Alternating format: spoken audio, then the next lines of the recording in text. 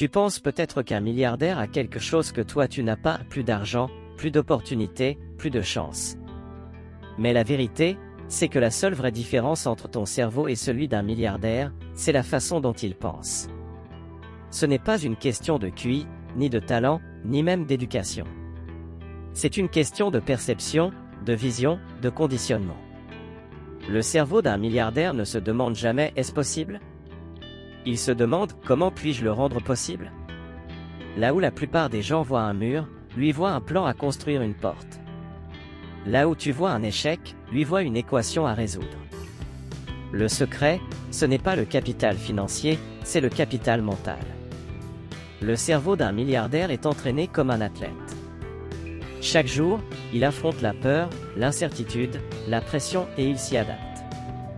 Il ne cherche pas à éviter la douleur, il apprend à la transformer. Pendant que toi tu dis « je verrai demain », lui agit maintenant. Pendant que tu cherches la motivation, lui cherche la clarté. Et cette clarté, elle vient d'un principe simple, la responsabilité totale. Il ne blâme pas le monde, le gouvernement, l'économie ou les autres. Il sait que tout ce qu'il vit est une conséquence directe de son état d'esprit. Là où la majorité pense en termes de survie, lui pense en termes de création. Le cerveau ordinaire cherche la sécurité. Le cerveau du milliardaire cherche la liberté. Et cette liberté ne vient pas d'avoir plus, elle vient de penser différemment. Tout commence par ce que tu tolères. Ce que tu acceptes de ton esprit devient ton plafond. Si tu acceptes la distraction, la paresse, la procrastination, ton cerveau s'y adapte. Il devient confortable dans le désordre. Mais si tu exiges plus de lui, il se réveille. Il devient une machine d'adaptation, de focus, de création. Le cerveau est plastique, il change selon ce que tu lui imposes. C'est une forge, pas une prison. Le milliardaire le sait, son cerveau est son outil le plus cher. Il le nourrit avec de la lecture, du silence, de la stratégie, pas avec des notifications. Il sait que chaque pensée a un coût, chaque distraction a un prix. Là où toi tu perds ton attention dans ce que les autres font, lui investit la sienne dans ce qu'il veut bâtir. Tu crois que c'est une question d'argent? Non. C'est une question de niveau de conscience. Ton cerveau est programmé pour la survie, le sien pour la vision. Et la bonne nouvelle, c'est que tu peux reprogrammer le tien. Mais pas en rêvant, pas en écoutant, pas en attendant. En agissant. Chaque fois que tu repousses une limite, ton cerveau évolue. Chaque fois que tu restes cohérent malgré la peur, il se réécrit. Chaque fois que tu refuses une excuse, il se renforce. C'est une guerre invisible entre ton ancien toi et celui que tu veux devenir. Le milliardaire a simplement gagné cette guerre plus souvent. Il a compris que la différence entre « je veux » et « je décide » crée deux mondes séparés. Deux réalités. Deux destins. Et tout commence par une seule pensée, je ne suis plus une victime de mes impulsions. Tant que tu ne penses pas comme un créateur, tu seras toujours un consommateur. Tant que tu laisses ton environnement décider de ton humeur, tu restes prisonnier de la surface. Mais quand tu prends le contrôle de ton attention, tu reprends le contrôle de ta vie. Voilà le vrai pouvoir du cerveau, il devient ton esclave ou ton maître, selon celui que tu nourris le plus. Le milliardaire nourrit la clarté, la discipline, la patience. Il a compris que la lenteur consciente bat la vitesse impulsive. Toi aussi tu peux le comprendre. Ce n'est pas une question de chance. C'est une question de choix. Et ton cerveau attend juste ton premier vrai « oui ». Tu veux penser comme un milliardaire, mais ton cerveau, lui, ne veut qu'une chose, rester en sécurité. Il déteste le risque, la nouveauté, l'inconfort. Il a été programmé depuis ton enfance pour éviter la douleur et rechercher le plaisir immédiat. C'est là que tout commence, dans ce réflexe inconscient de fuir ce qui te transforme. Le cerveau ordinaire ne cherche pas la vérité, il cherche la validation. Il ne cherche pas la croissance, il cherche la routine. Et cette routine devient une prison dorée. Tu te lèves, tu répètes les mêmes pensées, tu ressens les mêmes émotions, tu fais les mêmes choix. Et tu appelles ça ta vie. Pendant ce temps, le milliardaire a compris une chose, ce qui te semble normal est souvent le véritable ennemi de ton évolution. Il sait que le confort est le tueur silencieux de la conscience. Alors, il s'entraîne à être inconfortable, à rester calme dans le chaos, à penser clairement quand tout s'effondre. Son cerveau ne réagit pas, il répond. Il ne panique pas, il analyse. Il ne juge pas, il observe. C'est ce qui le rend dangereux, puissant, libre. Il sait que chaque émotion négative est un signal, pas une condamnation. Et toi? Tu laisses une émotion définir ta journée entière. Tu dis, je suis fatigué, je suis stressé, je n'ai pas envie. Lui dit, mon cerveau est fatigué, mais ma mission ne l'est pas. Ce n'est pas une nuance, c'est un fossé mental. Le milliardaire a appris à se détacher de son propre mental. Il ne croit pas tout ce qu'il pense. Il sait que la plupart des pensées ne sont que des résidus de peur, des échos de son passé, des programmes hérités de l'enfance. Il les observe sans s'y attacher. Et c'est là que le conditionnement se brise. Car tant que tu crois que tes pensées sont toi, tu es leur esclave. Ton cerveau n'est pas ton identité. C'est un outil. Mais si tu ne l'entraînes pas, il devient ton ennemi. C'est comme donner une voiture de course à quelqu'un qui ne sait pas conduire, elle finira dans le mur. Le milliardaire, lui, passe sa vie à apprendre à conduire son mental. Il sait que le bruit du monde n'est qu'un test. Que la distraction est une arme. Il choisit le silence, la concentration, la discipline. Il sait que son attention est sa monnaie la plus rare. Pendant que le monde vend son attention au réseau, il la garde précieusement pour bâtir. Le conditionnement de masse veut que tu consommes, réagisses, compares, envies. Mais lui, il crée, il anticipe, il construit, il transcende. La différence n'est pas dans les circonstances, elle est dans la structure mentale. Ton cerveau peut être reconfiguré, mais pas tant que tu refuses la douleur de la désinstallation. Pour désapprendre la peur, il faut l'affronter. Pour désactiver la paresse, il faut agir malgré elle. Pour sortir du mental de victime, il faut cesser de chercher un sauveur.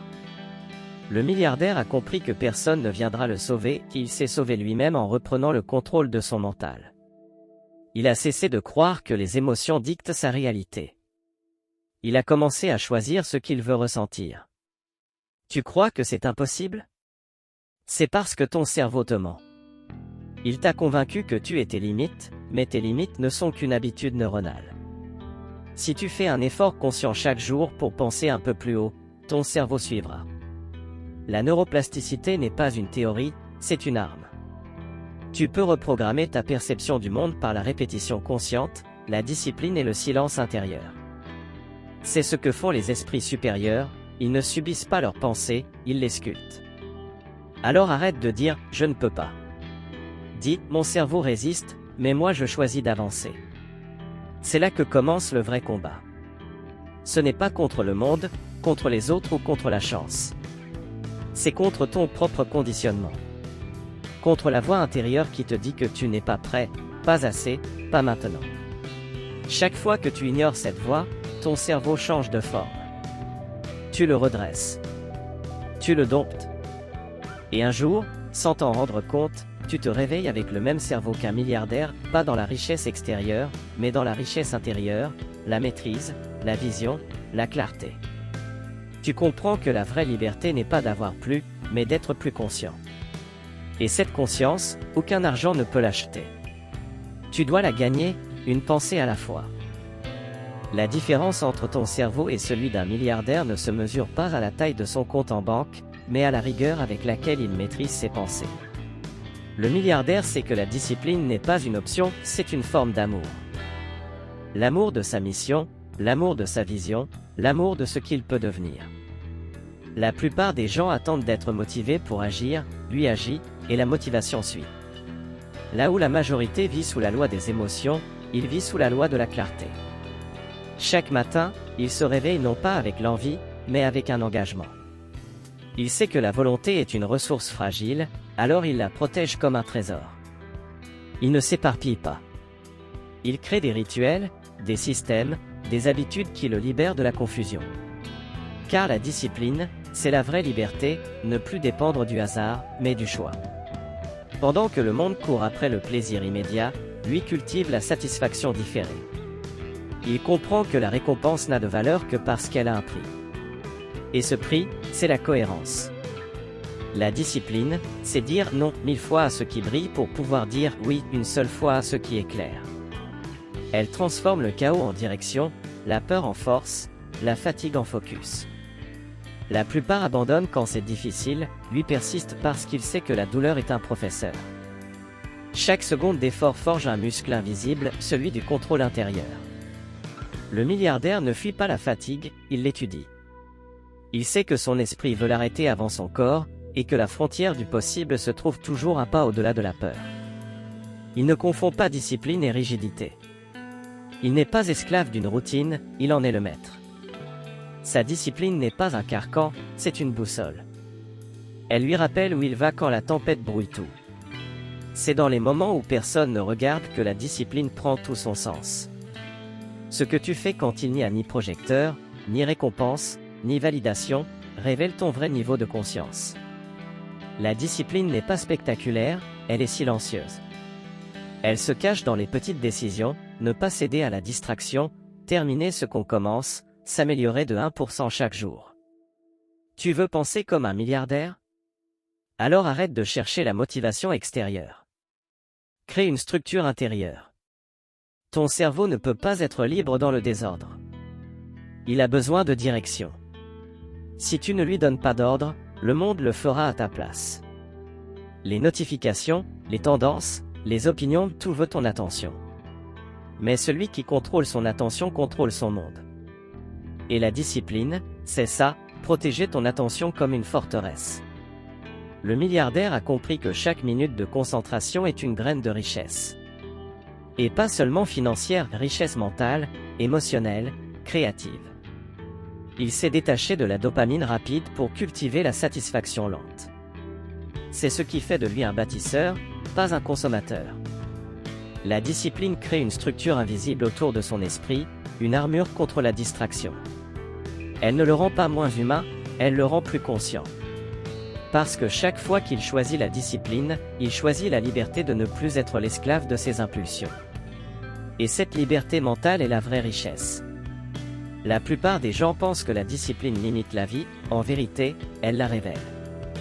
C'est elle qui donne du sens au chaos, du rythme au progrès, de la profondeur à l'existence. Sans discipline, tu te disperses, avec elle, tu deviens une flèche. Et plus tu pratiques, plus ton esprit s'aiguise. Un jour, tu te rendras compte que la discipline n'est plus une lutte, c'est une nature. Tu agiras non pas parce que tu dois, mais parce que tu es devenu celui qui agit. Et c'est là que ton cerveau aura changé de dimension, tu penseras, décideras, vivras avec la même puissance qu'un milliardaire, non pas parce que tu as cherché la réussite, mais parce que tu as cultivé la maîtrise. Un jour, le milliardaire comprend que tout ce qu'il a construit dans le monde extérieur n'était qu'un reflet de son monde intérieur. Que le vrai pouvoir ne se trouve ni dans les chiffres ni dans les possessions, mais dans la capacité à créer à partir du vide. Le cerveau créateur, c'est celui qui ne réagit plus au monde, mais qui le façonne. Il ne demande pas la permission, il ne cherche pas l'approbation, il ne vit plus dans la peur de manquer. Il sait que chaque pensée, chaque émotion, chaque décision est une graine de réalité. La plupart des gens vivent comme des spectateurs, prisonniers de leurs pensées automatiques. Mais le cerveau créateur, lui, est un réalisateur. Il écrit le scénario avant que la scène n'existe. Il sait que le monde extérieur n'est qu'un écho du monde intérieur.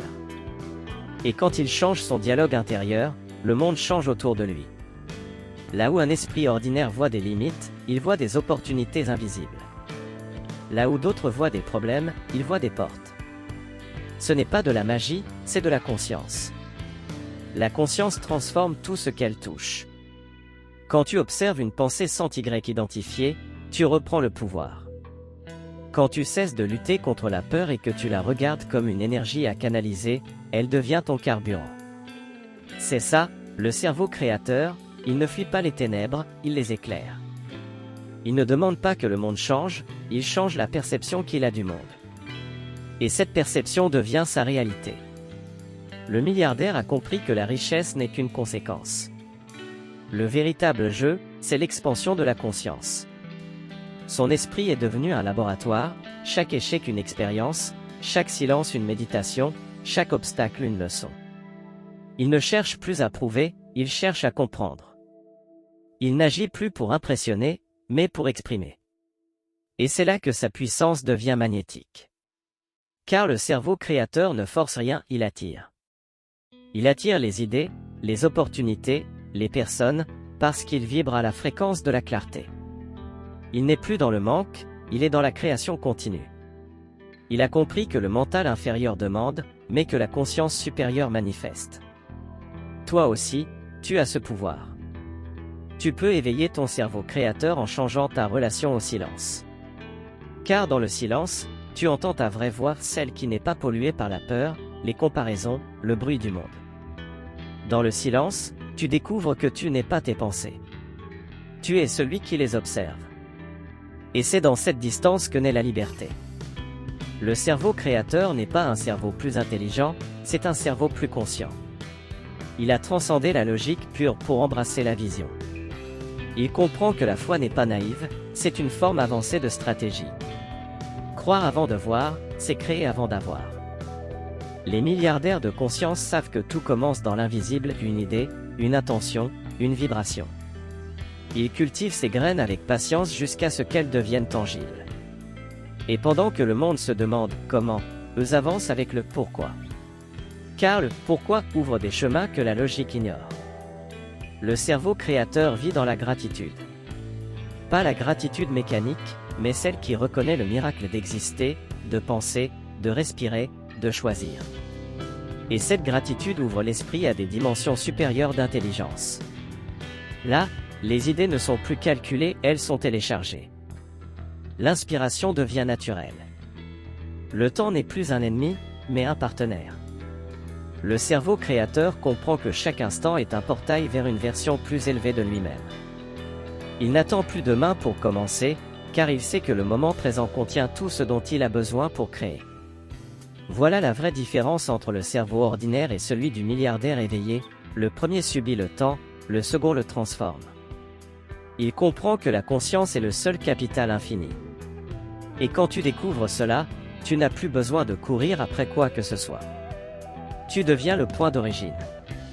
Tu n'as plus besoin d'attendre la chance, tu deviens la source. Le cerveau créateur, c'est celui qui s'éveille à cette vérité simple, je ne suis pas mes pensées, je suis celui qui les dirige. Et quand tu atteins ce niveau de maîtrise, rien n'est plus impossible.